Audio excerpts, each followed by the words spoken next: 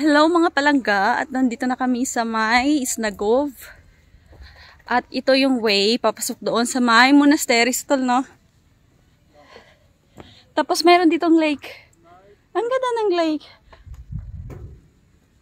Super ganda pala ng place na ito, napaka-refreshing, tapos napakaganda ng view. Tapos sa may gilid niyan is merong mga cabin. I think pwede ka diyang mag-staycation or mag-rent for how many days para naman ma-enjoy yung napakagandang view dito. Tapos kapag pumunta kayo, is pumunta kayo ng maaga, tsaka hapon kasi grabe yung init kapag pumunta kayo ng mga ganitong oras, mga alas 12, alauna hanggang alas 3. Grabe talaga yung init. Tsaka si Inday na umiyak pala siya, kaya binuhat siya ng kanyang tatay. Ang ganda pala ng place na ito, ha? And this is the first time na pumunta kami dito. Nakagala na naman ang Disney Princess. Sutol, Akolo, Ari, Lakladeri, Alba. Akolo. Nakalagaw na naman ang Disney Princess. Onde? Dito sa may Isnagov.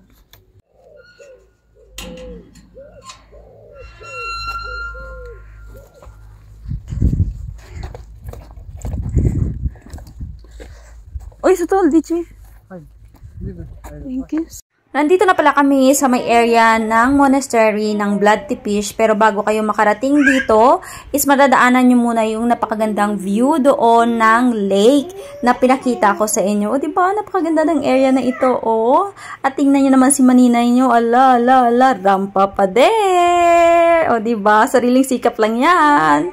Tapos yung aking mag-ama naman is nandun sila sa may mga animals kasi may nakita kami ditong kapra or goat sa paligid. Tapos marami din silang mga itinanim na mga gulay, tapos mga prutas na aking nakita. At ito na nga, papasok na tayo dito sa area ng kanilang monastery, pero hindi dyan sa kanilang simbahan o bisirika.